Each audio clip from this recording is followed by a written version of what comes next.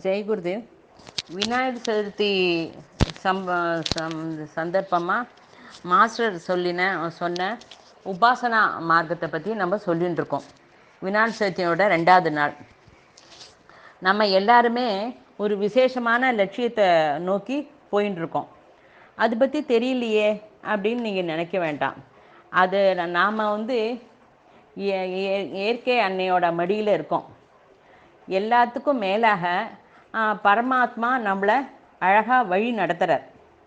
பிரகிருதி மடியில் இருக்கோங்கிறது நம்ம புரிஞ்சுக்கணும். இப்போ அதான் நிஜமான ஸ்பிரிச்சுவலிசம். குழந்தைகளுக்கு வேணும்னு சாக்லேட்லாம் நம்ம தரோம். ஆனால் ஜுரம் வந்துடுத்துன்னா சாக்லேட்டையாக கொடுக்குறோம். நம்ம கடன்னு டாக்டர்கிட்ட அழைச்சின்னு போகிறோமே.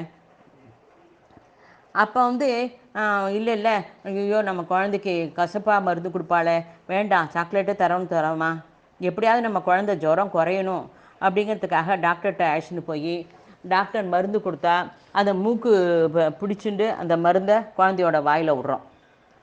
ரொம்ப கொஞ்சம் ஜுரம் இறங்கலை அப்படின்னா டாக்டர் இன்ஜெக்ஷன் கொடுக்குறா. அதுக்கும் ஓகே அப்படின்னு நம்ம கண்ணை மூடிண்டு இன்ஜெக்ஷன் போடுறதுக்கு குழந்தைக்கு ஒரு பார்த்து இன்ஜெக்ஷன் போட வைக்கிறோம். இன்னும் சில உடம்பு ஜாஸ்தியாக எடுத்து ஆப்ரேஷன் தான் வேணும் அப்படின்னா அந்த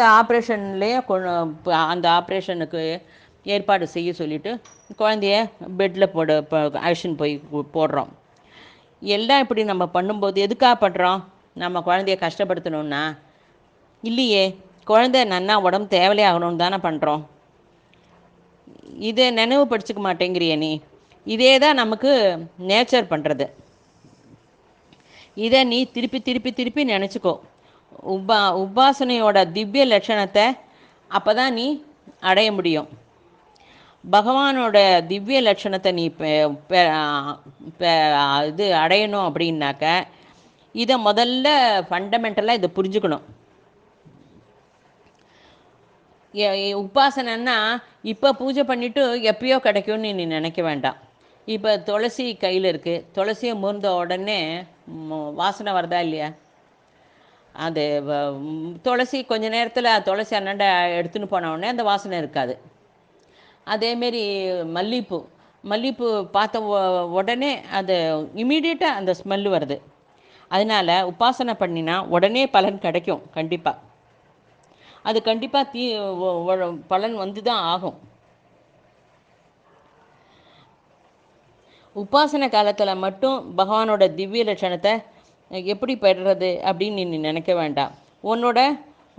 எதுக்கு உனக்கு ஏன் கிடைக்கல அப்படின்னா உன்னோட மானசிக ஸ்திதியை நம்ம மறந்துட்டோம்.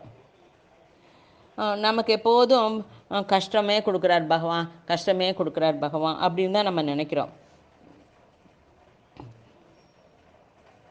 அப்போ குழந்தைக்கு உடம்பு சரியில்லைன்னா குழந்தைக்கு பிடிக்கும் திதிப்பு தான் அப்படின்னு சொல்லிட்டு குழந்தைக்கு நீ கொடுக்குறியா? அதே தான், உனக்கு எது நல்லதோ அதை உனக்கு கொடுக்கறதுக்காக தான் உனக்கு கஷ்டத்தை கொடுத்து உன்னை மோல்டு பண்ணுறா. அதை இயற்கை உனக்கு பண்ணும்போது அதை நீ அக்செப்ட் பண்ணிக்க மாட்டேங்கிற. இந்த மானசிக ஸ்திதி முதல்ல முக்கியமாக உனக்கு வேணும். எப்படி நம்ம குழந்தைக்கு உடம்பு சரியில்லைன்னா டாக்டர்கிட்ட அழைச்சின்னு போய் மருந்து கொடுக்குறோமோ அதே போல் நமக்கு இயற்கை எப்போ எது தேவையோ அப்போ கொஞ்சம் கஷ்டத்தை கொடுத்து நம்மளை மோல்டு பண்ணுறா. இப்போ நீ இதை அக்செப்ட் பண்ணிக்கிறியா? நீ அக்செப்ட் பண்ணி தான் ஆகணும். அதுதான் பிரகிருதியோட நேச்சரோட நியமம். இல்லை நான் எனக்கு ஸ்வீட்டு தான் வேணும், எனக்கு கஷ்டம் கொடுக்காதன்ட்டு குழந்தை போல் அழ முடியுமா? குழந்தை அப்போ அழுதா நம்ம என்ன சொல்கிறோம்? ஏய் அழாத, மருந்து சாப்பிடு, அப்போ தான் ஜுரம் குறையும் அப்படின்னு சொல்கிறோமோ இல்லையோ? அதே தான். அதே மாதிரி தான் நீனும் இயற்கைக்கு அனுகூலமாக இருக்கணும். இதுதான் முதல் நியமம். இதை நன்னா திருப்பி திருப்பி திருப்பி திருப்பி மனசில் வாங்கிக்கோங்க. தீபக்னு குருச்சரித்திரத்தில் தீபக்னு ஒரு மனுஷன் ஒருத்தன் குருவை தேடி போகிறான்.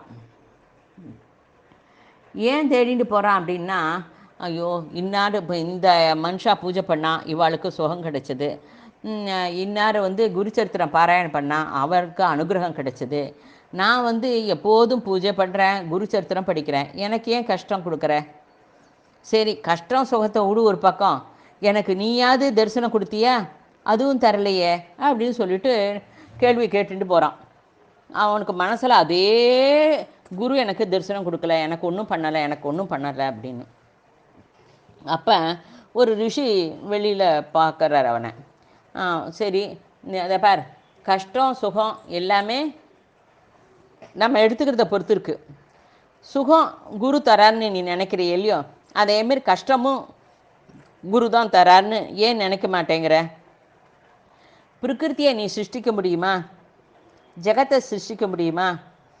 இந்த அப்பா அம்மாவுக்கு நான் பறக்கணும் அப்படின்னு நீ நிர்ணயம் பண்ணிட்டியா? இந்த பர்டிகுலர் டேட்டில் நான் இந்த சரீரத்தை விடணும் அப்படின்ட்டு அதை நிர்ணயம் பண்ணியா? ஏதேனும் உன் கையில் இருக்கா? எதுவுமே உன் கையில் இல்லை. அப்போ சுகம் துக்கம் குரு தரும்போது அதை நீ ஸ்வீகாரம் பண்ணிக்கணும். கஷ்டமும் குரு தான் தரார், சுகமும் குரு தான் தரார். அதை நன்னா புரிஞ்சுட்டு அக்செப்ட் பண்ணிக்கோ. இதுதான் உபாசனையோட முதல் படி. அப்படின்னா எனக்கு எப்போதும் கஷ்டமே வருமா? எந்த லட்சணத்தில் மனசில் அந்த பாவனை மாறி போயிடுதோ அப்போ உனக்கு சுகம்தான். நீ எப்போதும் ஞானத்தோட, விஞ்ஞானத்தோட, விவேகத்தோட, வைராக்கியத்தோட இதை தான் புரிஞ்சுக்கும். அந்த புரிஞ்சுக்கிற பாவம் வந்துட்டாக்க அது உனக்கு ஆனந்தம்தான். நீ உன்னை மனுஷனாக நிற்க வச்சு உன்னை பரிபாலனை பண்ணுறாளே, உன்னை காப்பாற்றுறாரே பரமாத்மா, உனக்கு வழி நடத்துகிறாரே, அதெல்லாம் நீ ஏன் மறந்துட்ட? உனக்கு சரீரத்தோடு இந்த பிரகிருத்தியில் வச்சுருக்கே, உன்னை எங்கேயும் தூக்கி போடாமல் அதுக்கெல்லாம் ஆனந்தப்படு. அப்போ பகவான் பிரகிருதி உன்னோடையே இருக்குது, ஏற்க வந்துக்கும் உனக்கு கூடவே அனுகூலமாக எல்லாம் பண்ணுறது அப்படின்னு நீ நினச்சிக்கோ. அது வந்து எப்போ வந்து கஷ்டம் கூட நீ சுகமாக அனுபவிக்க ஆரம்பிச்சிட்டியோ அப்போ அது உபாசனையில் நீ மேலே மேலே படியேறன்னு அர்த்தம். கஷ்டம் வந்தால் கண்டிப்பாக சுகம் வரும். இப்போ நீ எந்த ஸ்திதியில் இருக்கியோ அதுதான் சரி. அது பகவான் நம்மளை கரெக்டான இடத்துல வச்சுருக்கு, கரெக்டான ஸ்திதியில் வச்சுருக்குன்னு அந்த பாவனை கண்டிப்பாக வரணும். அது வரல அப்படின்னா முடியாது. அது வந்து தான் ஆகணும். அது வந்தால் தான், அதை நீ மனசில் ஒரு பாவம் வந்தால் தான் அடுத்தடுத்து உனக்கு ஸ்டெப்பு மேலே போக முடியும். அதுலேயே உட்காந்து கஷ்டம் கஷ்டம் கஷ்டம் கஷ்டம்னு சொல்லியிருந்தா படி ஏற முடியாது. ஜெய குருதேவ்.